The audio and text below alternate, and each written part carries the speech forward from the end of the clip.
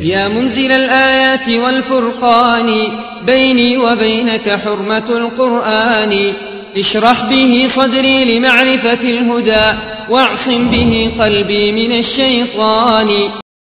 إن الحمد لله نحمده ونستعينه ونستغفره ونعوذ بالله من شرور أنفسنا وسيئات أعمالنا من يهده الله فلا مضل له ومن يضلل فلا هادي له وأشهد أن لا إله إلا الله وحده لا شريك له وأشهد أن محمدا عبده ورسوله. Amma ba'd. Bienvenue à tous, chers auditeurs. C'est un plaisir pour moi de pouvoir donner cette conférence sur cette radio. Tout d'abord, conformément au hadith d'Abu Huraira, qu'Allah l'agrée, qui est rapporté par l'imam al-Bukhari dans son livre intitulé Al-Adab al-Mufrad, le prophète sallallahu alayhi wa sallam a dit: celui qui ne remercie pas les gens n'a pas remercié Allah.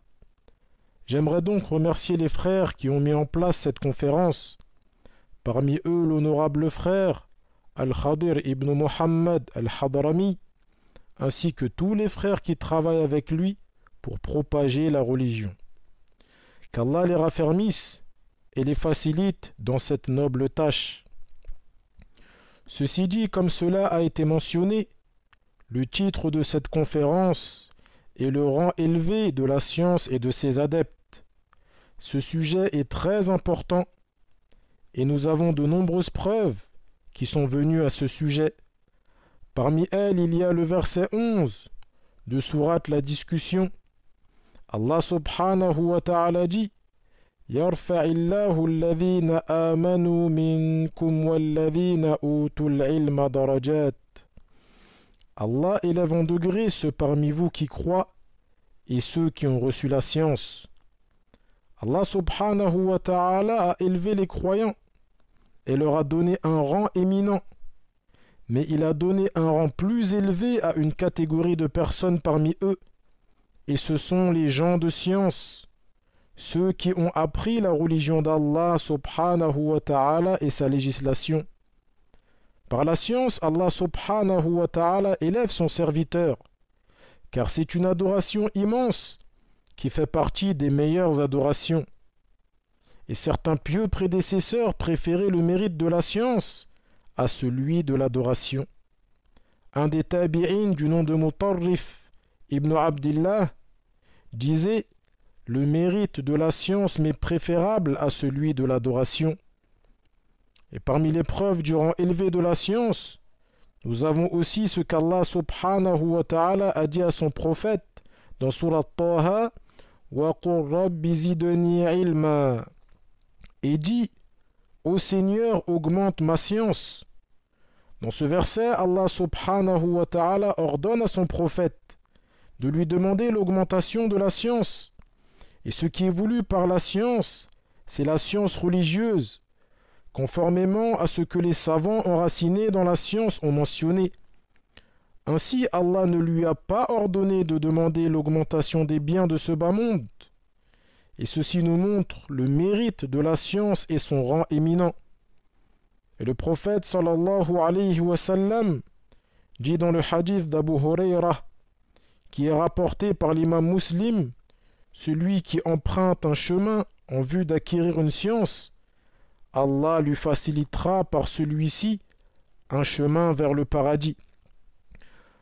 Ainsi, la science est un chemin qui mène ses adeptes au paradis lorsqu'ils sont véridiques et sincères.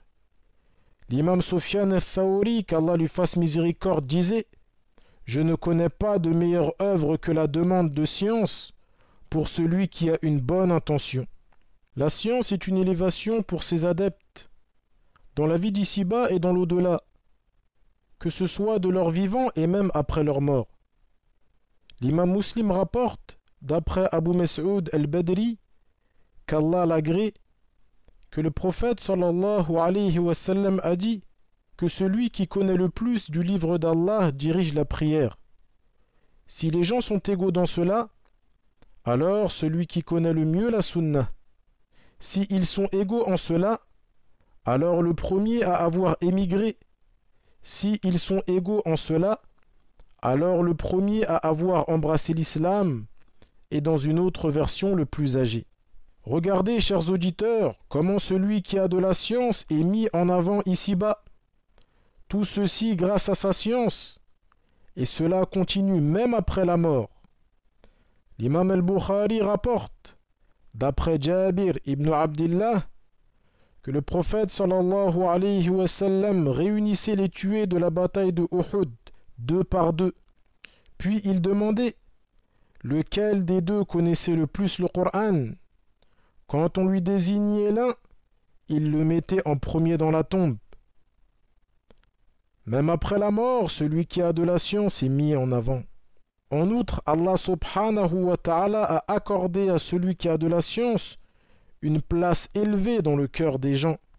Ne voyez-vous pas que ceux qui apprennent la science religieuse sont aimés et respectés?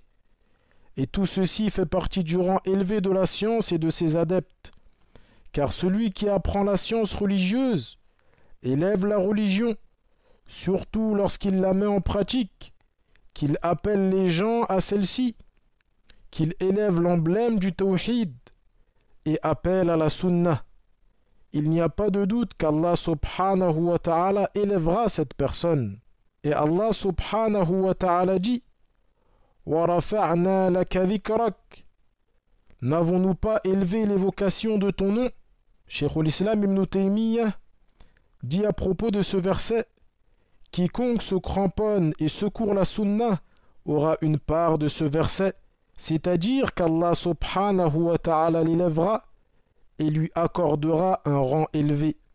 De ce fait, il est probable que tu trouves qu'un savant ou un étudiant en sciences religieuses ne soit pas très élégant, qu'il n'a pas beaucoup d'argent et qu'il ne vient pas d'une famille noble. Et il se peut même qu'il soit pauvre, cependant il a un rang beaucoup plus élevé que les riches et les gens haut placés. L'imam al-A'mash, Sulayman ibn Mihran, un savantissime parmi les tabi'in, avait les yeux chassieux. C'est d'ailleurs pour cela qu'il fut surnommé al-A'mash. Il a même perdu la vue au printemps de sa vie. Un jour, alors que les gens du hadith se bousculaient pour prendre de lui le hadith, il dit: si j'étais un épicier, personne n'aurait acheté chez moi. Il dit cette parole, qu'Allah lui fasse miséricorde, à cause de son physique. Mais lorsqu'il fut un érudit du hadith, les gens se bousculaient pour écouter les hadiths qu'il rapportait. L'imam Ata ibn Abi Rabah, le moufti de la Mecque à son époque, était un esclave à la peau noire, au nez épaté et au cou très court. Malgré ses attributs, c'était un grand savant, et il était le seul à pouvoir donner des fatawas lors du pèlerinage, car le gouverneur de l'époque avait ordonné qu'il était le seul à être en mesure de donner des fatawas. Et il arrivait au gouverneur de l'époque de se rendre auprès de Ata ibn Abi Rabah avec ses enfants, et il leur disait: asseyez-vous et apprenez de lui la science, car si ce n'était pas la science, nous ne serions pas venus. Méditons sur cette parole, chers auditeurs. Si ce n'était pas la science, il ne se serait jamais rendu chez un esclave, et il ne lui aurait donné aucune importance. Mais comme Allah subhanahu wa ta'ala élève son serviteur par la science et lui accorde un rang élevé, il s'est rendu chez ce grand savant, qu'Allah lui fasse miséricorde. Un jour, à l'époque de Haroun al-Rashid, les gens se bousculèrent autour de l'imam Abdullah ibn al-Mubarak, qu'Allah lui fasse miséricorde. Une esclave de Haroun al-Rashid vit la scène de son château et dit: qui est cet homme? Puis on lui répondit: c'est le savant des gens de Khurasan, Abdullah ibn al-Mubarak. Elle dit alors: ceci est la véritable royauté, et non celle de Haroun al-Rashid, car ceux qui le sollicitent ne le font que pour obtenir quelque chose de lui, ou bien par crainte. En effet, en général, les gens se bousculent autour des gouverneurs pour un intérêt mondain, tandis que lorsque les gens se bousculent autour des savants, ils le font pour leur science. Et ceci nous montre encore une fois le rang éminent de la science et de ses adeptes. Et cela n'est pas valable uniquement pour les hommes. Nous retrouvons cela même chez les animaux. En effet, certains animaux ont été élevés par leur science. Prenons l'exemple de la huppe de Sulayman alayhi salam. Qu'est-ce qui a fait qu'elle soit mentionnée dans le Coran dans des versets qui sont récités jusqu'au jour dernier? N'est-ce pas la science? Et notamment la science de l'unicité. Car lorsqu'elle a vu la reine de Saba et son peuple adorer le soleil, elle les a blâmés fortement. Allah subhanahu wa ta'ala dit à ce propos: وَتَفَقَّدَ الطَّيْرَ فَقَالَ مَا لِيَ لَا أَرَى الْهُدْهُدَ أَمْ كَانَ مِنَ الْغَائِبِينَ لَأُعَذِّبَنَّهُ عَذَابًا شَدِيدًا أَوْ لَأَذْبَحَنَّهُ أَوْ لَيَأْتِيَنِّي بِسُلْطَانٍ مُبِينٍ فمكث غير بعيد فقال أحطت بما لم تحط به وجئتك من سبأ بنبأ يقين إني وجدت امرأة تملكهم وأوتيت من كل شيء ولها عرش عظيم وجدتها وقومها يسجدون للشمس من دون الله وزين لهم الشيطان أعمالهم فصدهم عن السبيل فهم لا يهتدون ألا يسجدوا لله الذي يخرج الخبأ في السماوات والأرض ويعلم ما تخفون وما تعلنون الله لا إله إلا هو رب العرش العظيم. Allah subhanahu wa ta'ala nous dit dans la traduction de ce verset: puis passant les oiseaux en revue, il dit: pourquoi ne vois-je pas la huppe, serait-elle absente? Je la châtierai sévèrement ou je l'égorgerai à moins qu'elle me rapporte un motif clair. Son absence fut de courte durée, et elle dit: j'ai eu connaissance d'une chose que tu ignores, et je te rapporte de Saba une information sûre. J'ai découvert une femme comblée de toutes choses, et possédant un trône magnifique régnant sur eux. J'ai découvert qu'elle et son peuple se prosternent devant le soleil au lieu d'Allah. Satan leur a embelli leurs actions et les a détournés du droit chemin. Ainsi ils ne sont point guidés. Que ne se prosternent-ils devant Allah qui fait sortir ce qui est caché dans les cieux et la terre, et qui sait ce que vous cachez et aussi ce que vous divulguez? Allah, point de divinité à part lui, le Seigneur du trône immense. Nous avons un autre exemple avec le chien. Allah nous a autorisé la consommation du gibier que capture le chien qui a été dressé. Le chien dont son maître lui a appris la chasse, et qui lorsqu'il l'envoie part, et qui lorsqu'il lui ordonne de s'arrêter s'arrête, tandis qu'il nous a interdit le gibier du chien non dressé qui ignore comment chasser. Allah subhanahu wa ta'ala nous dit: قل أحل لكم الطيبات وما علمتم من الجوارح مكلبين تعلمونهن مما علمكم الله فكلوا مما أمسكن عليكم واذكروا اسم الله عليه. Dis-leur, vous sont permises les bonnes choses, ainsi que le gibier que capturent les animaux que vous avez dressés pour la chasse, en leur apprenant ce qu'Allah vous a appris. Mangez donc de ce qu'ils capturent pour vous et prononcez le nom d'Allah. Qu'est-ce qui a fait que le gibier du chien dressé soit licite? C'est sa science.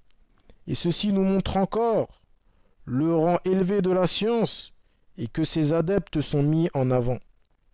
Il convient donc d'étudier la science religieuse et de la mettre en pratique pour obtenir un rang élevé. Mais il ne convient pas de le vouloir ici-bas, car ceci est blâmable et peut même contredire la sincérité. Néanmoins, sachez que celui qui apprend sa religion avec sincérité, forcément Allah va l'élever, et on l'évoquera même après sa mort, car il restera vivant par sa science. Combien entendons-nous? Al-Sheikh Al-Uthaymin a dit, Al-Sheikh Ibn Baz a dit, Al-Sheikh Al-Albani a dit. Ces gens de science sont vivants par leur science malgré que leurs corps sont morts, car ils ont appris la science, et l'ont mis en pratique.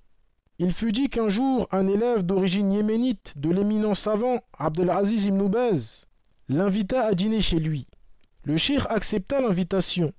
Cependant, il dit à cet élève qu'il avait un cours et qu'il fallait qu'il vienne avec lui, pour ensuite répondre à son invitation. C'est alors que l'élève, en compagnie de Cheikh Ibn Baz, qu'Allah lui fasse miséricorde, prit la route pour le cours du cheikh. L'élève fut stupéfait lorsqu'il vit que le cours se trouvait chez le roi Fahd, qu'Allah lui fasse miséricorde. Le cheikh dispensa son cours comme prévu. Puis une fois terminé, on dressa la table pour le dîner. Et lorsqu'on invita le cheikh à prendre part au repas, il s'exclama et dit « Désolé, j'ai un empêchement ».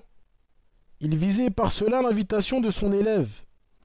Il préféra donc manger avec son élève, malgré que son élève n'était pas riche et qu'il comptait lui servir un dîner modeste.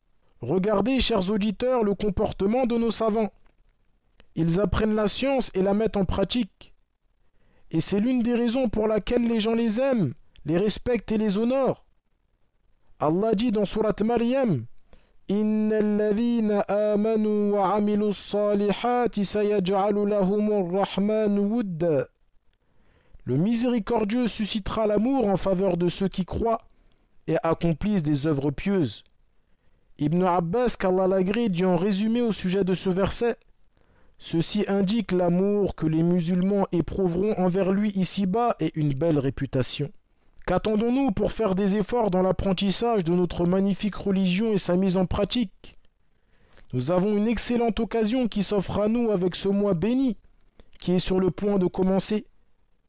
Profitons-en et efforçons-nous de remplir notre temps avec l'apprentissage, la lecture et la méditation du Coran et les œuvres pieuses d'une manière générale. Et c'est sur ces mots que s'achève cette intervention. À vrai dire, ce sujet mérite plusieurs assises et beaucoup plus d'explications. Mais faute de temps, nous allons nous arrêter là. Wallahu al-musta'an, wa bihi tuklan, subhanaka Allahumma wa bihamdik, wa ashhadu an la ilaha illa ant, wa astaghfiruka wa atubu ilayk.